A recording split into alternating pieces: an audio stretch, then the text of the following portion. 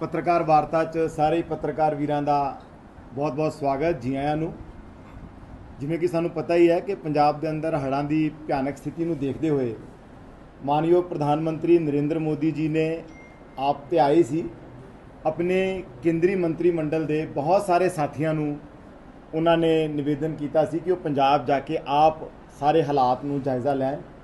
उस ही कड़ी च साडी पार्टी दे बहुत ही सीनियर नेता और दूसरी बार मोदी जी की वजारत च वजीर बने श्री कृष्णपाल गुज्जर जी, जो कि हरियाणा की फरीदाबाद लोक सभा तो चोन जित के MP बने ने और सरकार च सहकारिता राज मंत्री इस नाते नाल जिम्मेदारी निभा रहे ने। कृष्णपाल गुज्जर जी पार्टी के बड़े पुराने नेता ने, राज सरकार च भी मंत्री रहे, फरीदाबाद के सीनियर डिप्टी मेयर भी रहे, बहुत लंबा समय तो पार्टी नाल जुड़े हुए ने।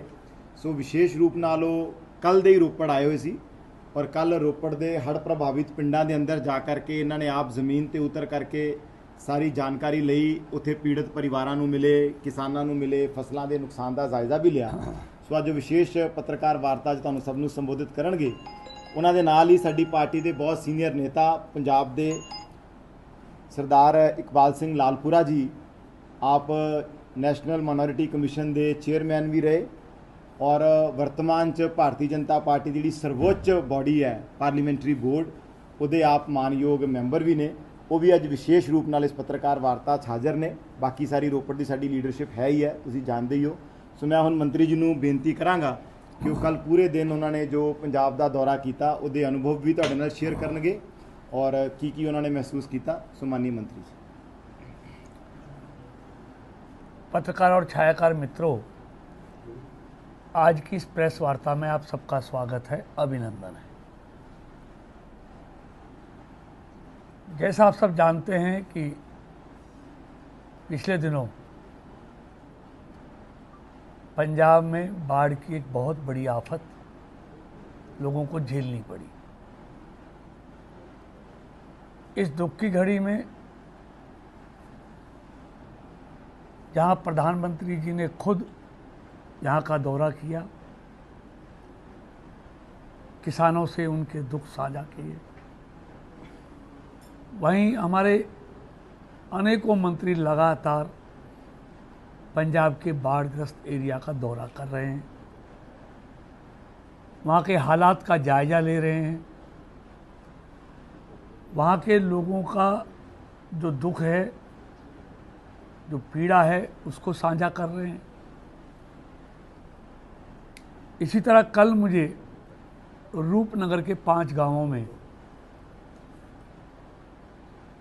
जाने का मौका मिला, जिनमें माजरी घाट है, बड़ी साहिब है, अपना साहबलोर है, माधोपुर है, टड्डेवाल है। वहाँ के हालात देखकर मन को बड़ी पीड़ा हुई और वो मैं कोई आज राजनीति करने के लिए नहीं, सिर्फ पंजाब के दुख में अपने आप को सम्मिलित करने के लिए, उनके दुखों को समझने के लिए और उनकी समस्याओं को केंद्र तक पहुंचाने के लिए मैं आपके बीच में हूं। मुझे लगता है 1988 से भी बड़ी ज़्यादा बाढ़ का सामना पंजाब के लोगों को करना पड़ा है, जिसमें 50 से ज़्यादा लोगों की जानें गई, घरों का नुकसान हुआ है, खेती बर्बाद हुई है, पशुओं का नुकसान हुआ है और 8 जिले तो पूरी तरह से बाढ़ की चपेट में आए हैं। 11 जिले ऐसे हैं जहां नुकसान तो हुआ लेकिन उतना नहीं जितना 8 जिलों में हुआ है। हमारे देश के प्रधानमंत्री विदेश से लौटते ही लगातार वो बाढ़ की स्थिति की रिपोर्ट लेते रहे, मुख्यमंत्री जी से बात करते रहे और बाढ़ की स्थिति को पूरी तरह समझते हुए उन्होंने दौरा किया। दौरा नहीं किया, तुरंत फौरी राहत के रूप में 1600 करोड़ रुपए राहत पैकेज के रूप में देने की घोषणा की। और उससे पहले भी पंजाब को आपदा राहत के लिए 12,000 करोड़ रुपए केंद्र सरकार दे चुकी थी। साथ ही उन्होंने जिन लोगों ने बाढ़ में जान गंवाई है उनको 2-2 लाख रुपए, जो घायल हैं उनको 50,000 रुपए, और जो स्कूलों की बिल्डिंगों को नुकसान हुआ है उसको सर्व शिक्षा अभियान के द्वारा उन सबको ठीक करने के लिए, जो लोगों के मकानों को क्षति हुई है उसको प्रधानमंत्री आवास योजना की स्कीम के द्वारा उन सबको ठीक करने की घोषणा प्रधानमंत्री जी ने की है।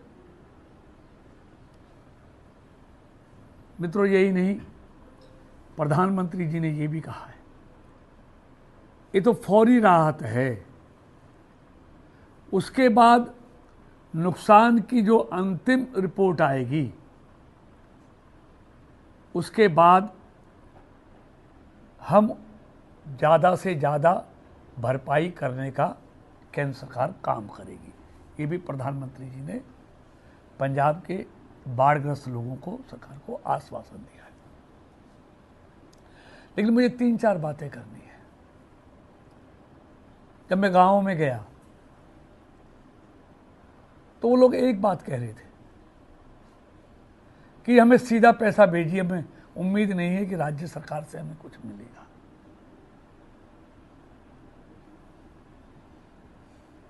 और वहां जो सबसे बड़ा नुकसान है,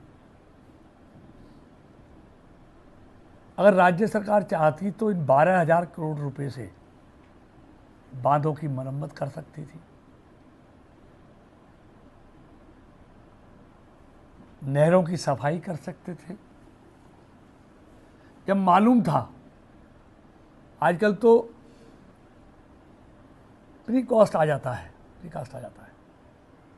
कि बारिश कितनी होने वाली है, ये सब जानते हुए भी सरकार ने वो कदम नहीं उठाए जिससे बाढ़ से पंजाब को राहत मिलती।